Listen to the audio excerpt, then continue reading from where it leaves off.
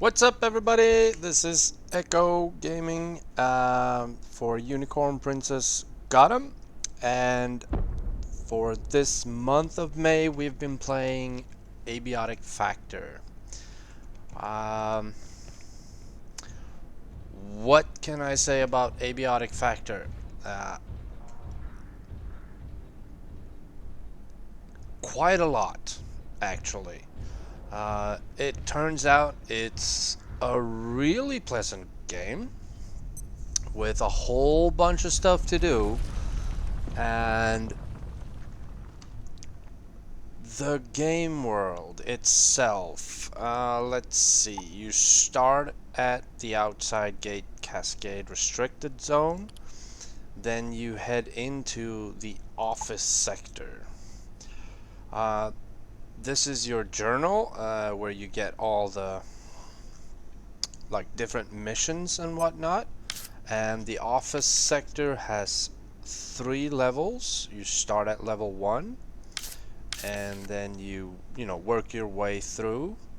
The level design is similar in a way to, I would say, Dark Souls-ish, because when you work your way into an area, then you can, unlock a way back, so you can like circle around. Uh, and then you end up on office sector level 3, where you actually go into the silo, and from there you move over to, there are 2 different portals. There's a purple portal that leads to what's called Far Garden. That is basically the antiverse. And in there you find a whole bunch of like alien resources, super helpful. And then there's another portal, the one on office sector level 3, which leads to Flat Hill. Flat Hill is basically, I would say, a knockoff of Silent Hill. It's a city and it's all misty, and there's like San Francisco, London fog, big hunking like enemies that you can't really go up against. You have to sneak around. Really fun. And then from the office sector you move over to manufacturing, and in here you start to meet a whole bunch of new enemies. In the office sector, it's your basic smaller alien enemies. There's the spiky jumper. There's the Pecky, which is like a dog creature. And then as you progress forward, you start to meet up with what's called the Echoe, bipedal alien. There's also, where did he go now?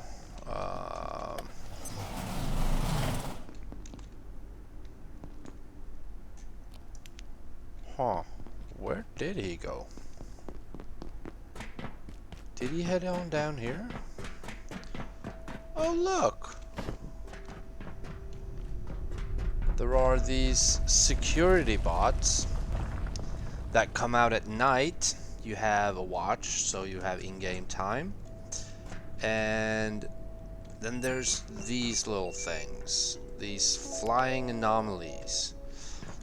You can't capture them by hand, but if you have a test tube, then you can capture them in a bottle. Then when you move on, after you face off against the Echoe, then you move on to the manufacturing area.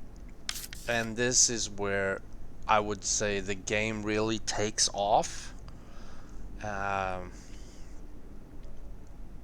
Basically, you arrive at this facility and then something happens, and then you have to find your way out.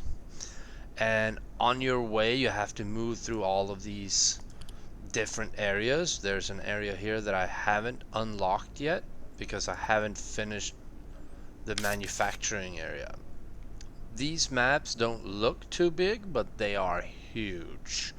There's a whole bunch of like small corridors and rooms and ramps, and you have to do like run through vents and stuff. So the gameplay itself, the gameplay loop, is pretty basic. You set up a base. I have moved my base now once from the office sector. I'm still in the office sector, but I found a control room.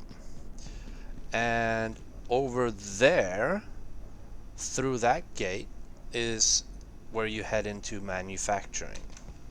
So I should probably consider moving my base again, progressing forward.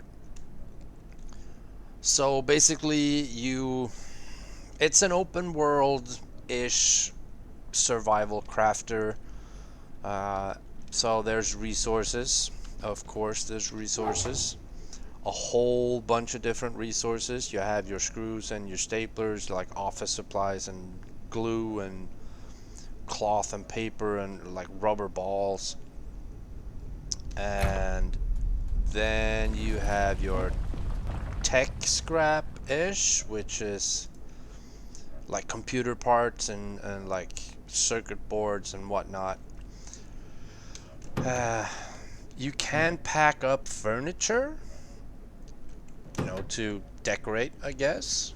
Then you have different kinds of fluids. Haven't really found that many types of fluids yet. Of course, you have your different kinds of weapons. You have your bladed weapons, you have your blunt, and then you have your ranged, like pistols and rifles and whatnot. And then you have your tools. Tools is basically, you know, you have to have a screwdriver to package certain items like furniture and stuff, and then for certain items you need a screwdriver to assemble them when you decide where to put them. And then you have your hammers for repairs, and I have a whole bunch of toolboxes. You also have, you know, your basic flashlights. Of course you have your crafting bench, and I have a repair bench as well in here. You have your bed, and then there's actually agriculture. So you can like plant seeds, but you have to keep them watered, and then you can harvest them every now and then. Stuff runs on power, and every evening the power goes out. So there are battery packs that you can make to have, you know, your repair benches and crafting benches run during the night, if you would like. Then of course there's your basic food and drinks. You can purchase food items from the vending machines, also the drinks you can purchase. The flashlight and electrical items need to be recharged. You see the charge level with the blue lights. Of course you need water. There's a bunch of water coolers that you can find all over, and you can purify tainted water by boiling it on stoves, in pots and pans, and you can cook alien parts and whatnot. There's also a whole bunch of, like, you can't really do anything with this, but you know, it's just for decoration, I guess. Things are radioactive. There's a whole bunch of stuff that is actually radioactive, and you have to try and stay clear, because you do have your medical, you have your healing syringes, your iodine tablets, bandages, you can craft splints for broken legs and whatnot, and you have your statuses. There's hunger, hydration, toilet, fatigue, and then you have like your status effects. You can build storage crates. You have your water bottles and your soup bowls and like cooking pots and frying pans and whatnot. You have these figurines that I haven't really figured out yet, but they're, as far as I know, purely decorative. And of course you have your gear. You have like your standard head, arms, chest, legs, shield. There's trinkets you can unlock when you move further on. And then you have your full body suits and a headlamp. Also, you will need your hacking device. This is a pager, basically, when you play cooperative, so you can like show your location. You have your armor level, and the heavier the armor is, the more like impacted your movement speed is. And then there's also temperature. You have your backpacks, and then you have your inventory weight. You see there's a yellow and a red, and because you have a whole bunch of skills as well. And it's, you know, your standard, like if you ever played the Elder Scrolls Oblivion, you learn by doing, basically. So you have your sneaking, your throwing, your strength, and sprinting, and combat, and crafting, and whatnot. And in order to level up your strength, you have to be carrying a whole bunch of stuff, and you have to pass the yellow one, but not reach the red. That is when you start making progress in your strength. And of course, there's your crafting. There's tons of stuff. I haven't unlocked everything yet, but I mean, just look at this list. There's just so much to craft, and this list just grows. You unlock recipes by, you know, picking up items, for example. Then you get like, oh, you have figured out how to make something. And then you have to, let's see, let's take this, the Mugnade, for example. Then you come into like a mini game where you have to like pair up items, what you think is, you know, the Mugnade is built from. So you get a selection. The minigame is fun. You can't really mess it up. If you choose wrong items, then it just goes no, and then you get to try again. So there's basically, you can't fail. But some items, like these in red, they need a powered crafting bench, which is this one. This needs to be hooked up to power. There's also bench upgrades that you can make. I have the bench warmer because when the lights go out at night, the whole base loses also the heat, so you get cold. You have the so I don't have to have all the resources on my person. It drags from the bench. The bench drags from nearby containers and whatnot. And then there's the Dioxa healer. Basically, you're at home, you're feeling safe, and it slowly regains your health. And then there's some other stuff. The game is still under development, so it's not complete yet. And then, you know, the basic loop is you head back, you know, you start from your base, you pick and choose whatever kind of stuff you want to bring. You have your hot bar, which is, you know, you can hot swap, you know, through between your weapons, and then you have your inventory. You start out with a teeny tiny inventory, and then you start finding different backpacks, and then the inventory space just grows from there. So you bring your resources, and then you head on out into you explore all the different areas, fight off the enemies, and, you know, find your way through.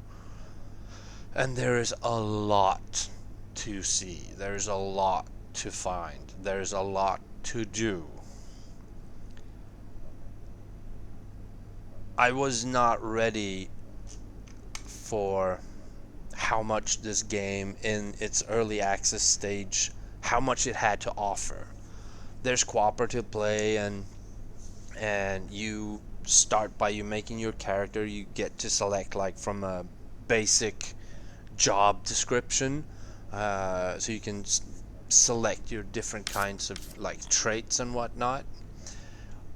And you can also pick a clean character, which is the summer intern, where you get to add on all your points yourself. There are these traits that you can pick, but there's also, these are all point based, and in order to gain more points you can take on a negative trait which grants you more points, but it also gives you a negative trait that you can't really get rid of. Uh, that can be, for example, that your fatigue drains faster. I have the positive trait, which is Night Owl, which your fatigue drains slower, and you learn quicker, and there's a whole bunch to find out. And so you pick all your items and then you head on out and you explore and you go up against enemies. The enemies vary. I mean, in the early game, you are super scared of everything, and then as you know, the further you progress, the better equipment you get. The more confident you are, and you learn how to deal with all the enemies. And from there it just gets worse and worse and tougher and tougher and tougher. um, don't know if you followed along with the multiplayer stream that I did with Onikage the other night.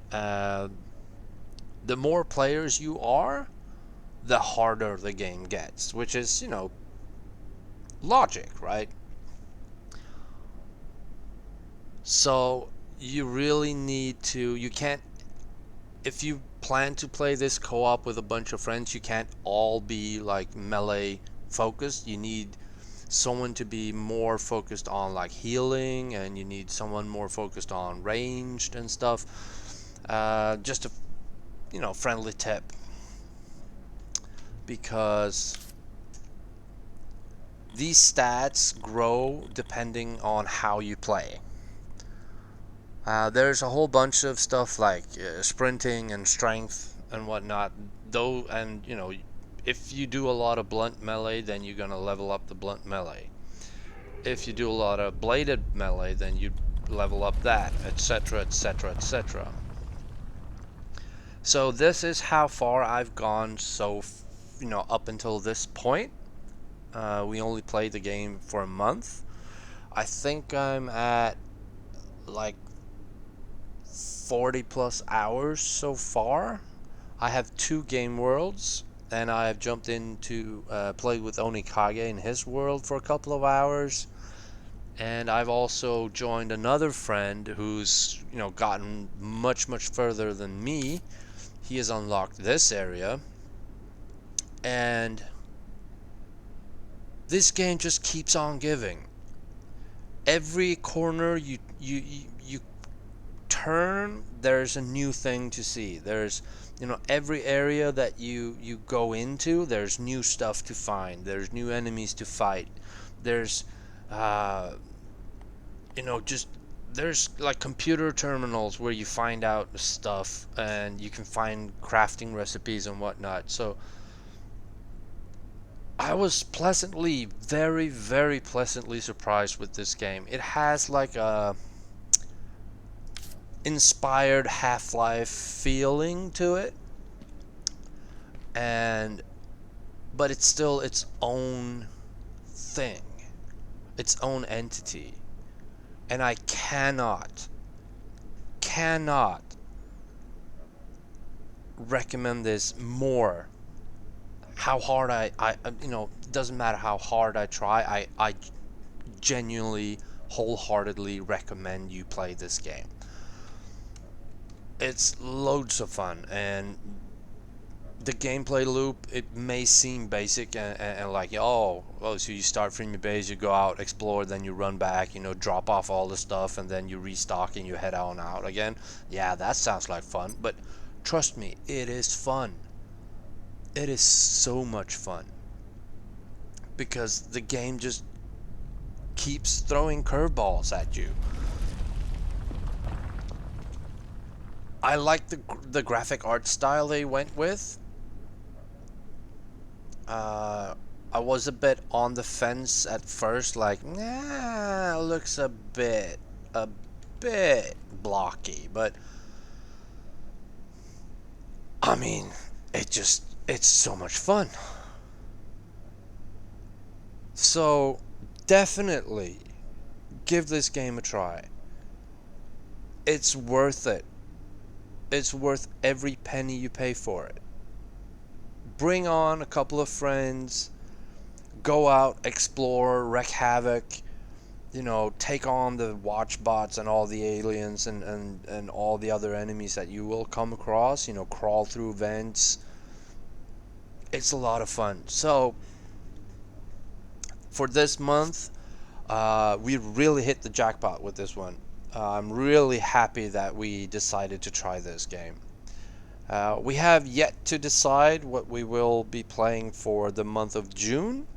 But since Steam is currently holding its open world survival crafting fest, I think there might be something that we can find there. But you'll have to stay tuned for more to find out what the month of June will provide us with.